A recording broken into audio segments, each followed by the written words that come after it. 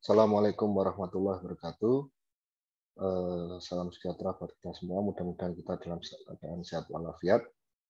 Jadi terima kasih telah mengklik video ini. Jadi materi kali ini untuk mata kuliah teknik komunikasi arsitektur, yakni tentang tahapan membuat sketsa. Sebenarnya kalau kita belajar dari literatur ataupun video-video rekan-rekan yang banyak membuat video-video tentang tahapan sketsa, tahapan sketsa itu tidak mutlak. Jadi yang pada saat ini saya presentasikan itu sebenarnya tidak mutlak. Banyak sekali cara-cara metode-metode yang bisa digunakan untuk membuat sketsa. Namun pada sketsa arsitektural ada kekhususan tersendiri, ada kekhasan tersendiri.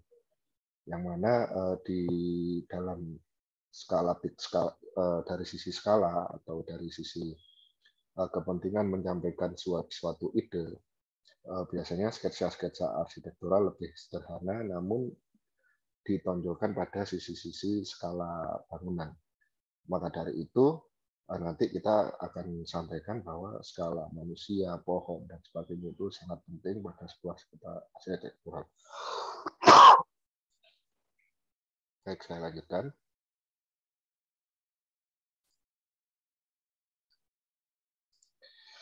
Jadi, kenapa kita harus bisa sketsa? Ya, with ability to sketch, you can quickly, easily, and naturally present and communicate your ideas. Jadi dengan sketsa itu Anda bisa menyampaikan secara cepat ide Anda, saran Anda, masukan Anda, solusi-solusi atas sebuah masalah itu bisa dengan cepat. Ide-ide kemudian menggambarkan kepada klien, kepada rekan kerja, kepada kontraktor itu lebih cepat dengan menggunakan sketsa. Kemudian dengan sketsa itu pun Anda juga bisa brainstorming ya, ide-ide, solusi-solusi kepada rekan kerja dan sebagainya dengan sangat cepat. Jadi dengan begitu, dengan munculnya sketsa itu, maka dengan kemampuan kita dalam membuat sketsa, maka komunikasi ya atas atas sebuah sudut pandang desain sebuah karya. Karya itu kan sebenarnya mencipta atas dan mengeluarkan ide-ide gitu ya. Itu bisa lebih cepat, sehingga kesimpulannya adalah sketsa merupakan media yang paling cepat, mudah, dan murah dalam menampilkan ide.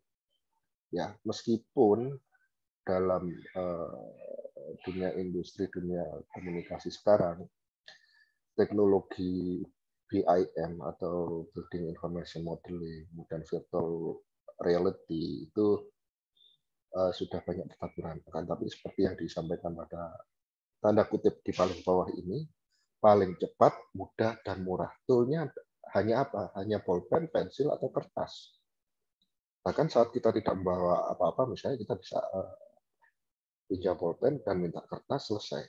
Nah, itu makanya bisa lebih mudah, murah untuk mengambil ide.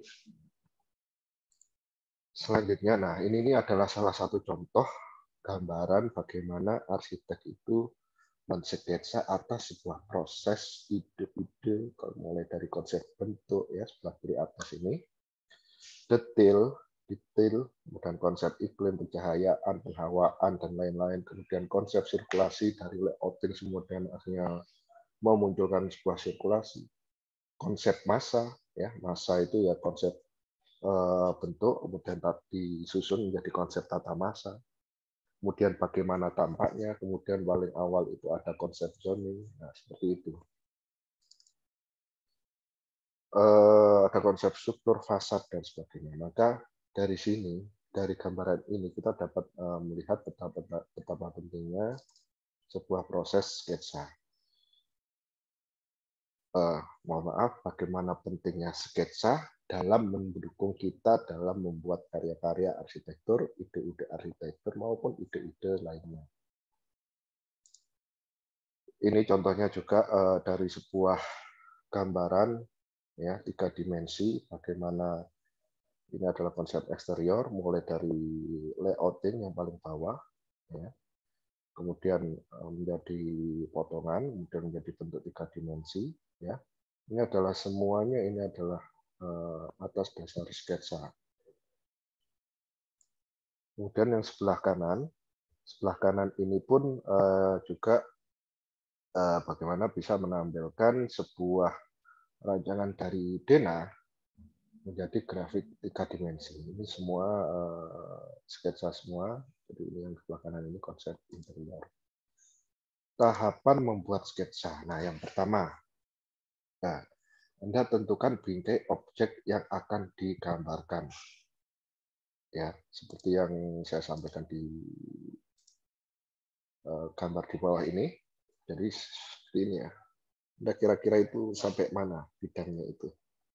Anda bisa tentukan bingkai objek yang akan digambar.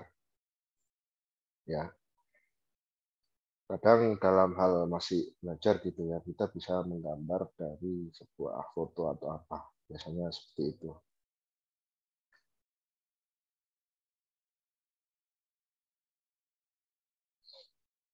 Oke. Kemudian langkah yang kedua, tentukan horizon dan titik lenyap. Ya. Dalam sebuah gambar 3 dimensi tentu ada titik lenyap atau vanishing point, mana menjadi titik ujung atau apa ya, titik hilang ya. Nanti pelan-pelan di materi-materi selanjutnya akan disampaikan tentang titik lenyap itu apa. Dan secara garis besarnya akan saya munculkan di sini yang sebelah kiri atas. Ini satu titik lenyap ya.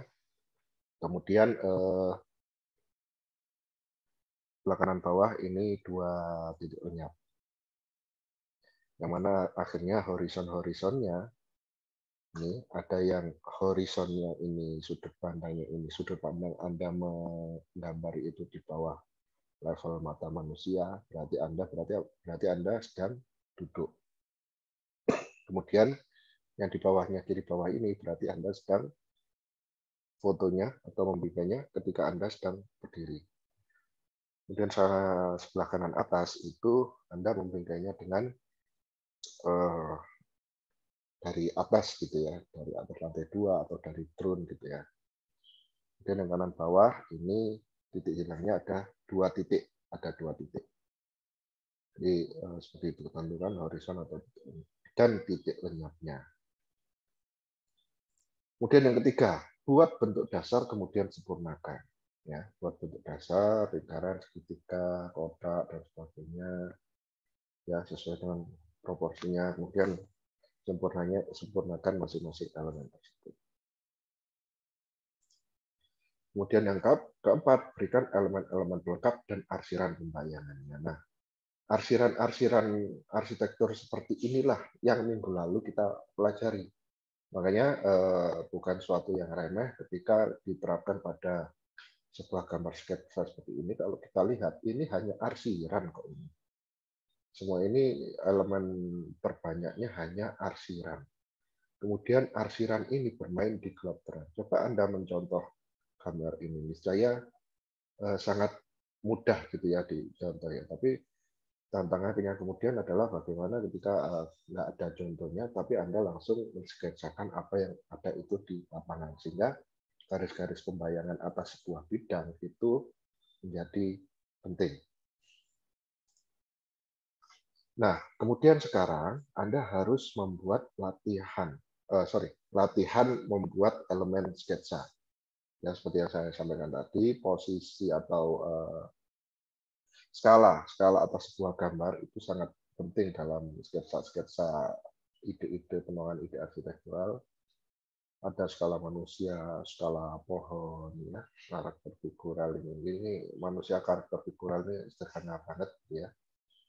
Tapi secara figuralnya sudah bisa kelihatan. Kemudian sebelah kanan ada sketsa pohon atau tanaman yang dari atas, kemudian dari tampak depan juga ada. Ini juga masih karakter figural dari manusia. Anda bisa untuk meluaskan tangan, silakan contoh dulu. Silakan contoh dulu latihan yang membuat pensil, pakai pensil, kemudian definisi dengan drawing pen, gitu ya. Kemudian ini juga masih pohon. Nah, ini bisa saya jelaskan di sini. Coba yang paling kiri ini saya bilang bahwa ini adalah pohon yang transparan atau transparan. Kita ingin menunjukkan pohon, ya, adanya pohon, ukuran pohon, tetapi tanpa menghalangi figur sebuah bangunan. Jadi seperti itu, pohon-pohon transparan seperti ini tujuannya seperti itu. Lalu yang sebelah kanan kita lebih ingin menunjukkan karya-karya sketsa saja sebenarnya, karya sketsa. Ini nggak apa-apa, Anda latih semuanya ini, Anda harus latih. Kemudian membuat elemen sketsa.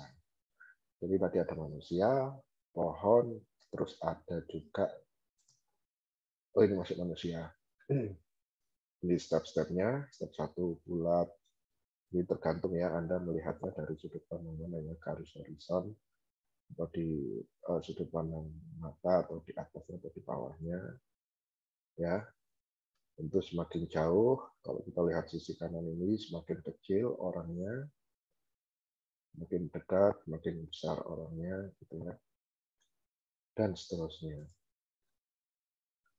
Anda latih ini, nanti di tugas, nanti kalian akan latihan membuat ini yang nantinya akan dikumpulkan. Kemudian setelah elemen itu Anda pelajari, Anda aplikasikan dengan latihan terus-menerus. Coba di bagian kiri atas, kalau kita lihat itu sebenarnya sangat sederhana. Jadi keluasan tangan itu memang sangat menjadi andil dalam kemampuan sketsa. Kemudian yang sebelah kanan, Anda bisa mengaplikasikan itu pada poin yang lebih kompleks lagi. Ini adalah, saya sampaikan, ini adalah sketsa khas arsitek. Sketsa khas arsitek, sketsa yang sangat sederhana, banyak menggunakan arsiran-arsiran. Namun karakter figuralnya atau wujudnya masih bisa dipahami oleh si pembaca. Kemudian elemen selanjutnya adalah kendaraan. Kendaraan juga ya bisa dilupakan gitu ya. Jangan lupa kendaraan juga ada skalanya juga terhadap manusianya, itu juga perlu dipelajari. Ini juga kendaraan juga mobil, truk, bus, SUV, jeep, compact, dan seterusnya. Ya, Anda silakan mempelajari. Ini latihan terus latihan sketsakan. Nah, sekarang kita masuk kepada tugas membuat sketsa. Tugasnya adalah one day one sketch. Buatlah karya sketsa, jadi 1 hari menghasilkan 1 sketsa. Sehingga minggu depan Anda menghasilkan 7 buah sketsa dengan rincian sebagai berikut. Lembar 1, ini di kertas A3 ya, di medianya kertas A3 ya. Lembar 1, sketsa manusia, karakter figural seperti yang saya contohkan tadi di atas, tapi tidak melulu contoh yang sudah saya presentasikan. Anda bisa mengkreasikan sendiri atau melihat dulu, meniru dulu dari yang sudah ada di internet, di buku, dan sebagainya, latihan. Kemudian sketsa pohon dengan berbagai karakter, tampak depan, tampak atas, dan sebagainya. Dan 3, sketsa berbagai macam kendaraan, boleh selain mobil. Nah, lembar 1 dan sampai 3 ini bukan berarti dalam 1 lembar A3 itu Anda bikin besar banget, enggak. Penuhi lembar A3 tersebut dengan karakter-karakter contoh manusia. Itu kecil, ada yang besar, tapi jangan terlalu besar juga. Jangan sampai hanya dapat 1 atau 2 gambar orang. Enggak. Semakin banyak, semakin baik. Tapi juga secara proporsi kertas, A3 juga masih bagus. Kemudian yang kedua itu yang sketsa pohon pun juga demikian. Tampak depan, tampak atas. Mengenai detailnya bagaimana, posisi-posisinya saya serahkan kembali kepada dosen kelas masing-masing. Jika sketsa berbagai kendaraan juga sama, jadi 1 kertas bukan Anda bikin 1 gitu, bukan. Itu penting Anda tugasnya adalah latihan. Kemudian lembar 4 sampai 7 berarti apa? 4, 5, 6, 7. Berarti 4 lembar A3 itu sketsa lingkungan. Gitu ya, sketsa lingkungan. Anda harus kami tuntut bahwa kemampuan sketsa ini adalah kemampuan Anda sendiri, adalah kemampuan yang tidak bisa ditiru, tapi harus dipelajari secara terus-menerus. Bagi Anda mahasiswa yang belum mempunyai keluasan tangan, itu harus melatih tangannya terus-menerus. Jadi latihan kami beri tugas tentang garis lurus dan sebagainya itu hendaknya diulang-ulang ya. Tidak hanya saya mengerjakan tugas selesai, ya, tapi kemampuan ini mempengaruhi pada kemampuan Anda dalam mengkomunikasikan sebuah ide nanti, bahkan sudah lulus pun juga demikian. Nah, lembar 4 dan 7 Anda dipersilakan membuat sketsa lebih dari 4 sketsa sebagai latihan. Kemudian pilih yang terbaik untuk dikumpulkan. Jadi dari one day one sketch ini bisa jadi one day two sketch, atau satu hari 2 sketsa, atau 4 sketsa. Dalam kertas di luar kertas gambar yang tugas ini Anda juga latihan men-sketsa gitu loh. Kemudian latihan di luar, kemudian di tugas yang dikumpulkan berikan yang terbaik. Mohon maaf. Kemudian medianya, kertas gambar A3 seperti biasa diberi NPM, nama, dan kelas. Nah, menggunakan pensil, kemudian finishing dengan drawing pen sebagai contoh video ajar. Ini video ajar dibuat oleh Pak Heri Subiantoro, dosen arsitek FAD juga. Mohon ditonton tahap 1, ada tahap 2, ada tahap 3. Di situ dijelaskan secara detail cara-caranya, mulai dari sketsa kasar pensil sampai akhirnya menghasilkan sketsa drawing pen atau spidol pada media kertas gambar seperti itu. Baik, untuk detail tugas saya serahkan kepada dosen kelas masing-masing. Terima kasih dan selamat berlatih mensketsa. Assalamualaikum warahmatullahi wabarakatuh.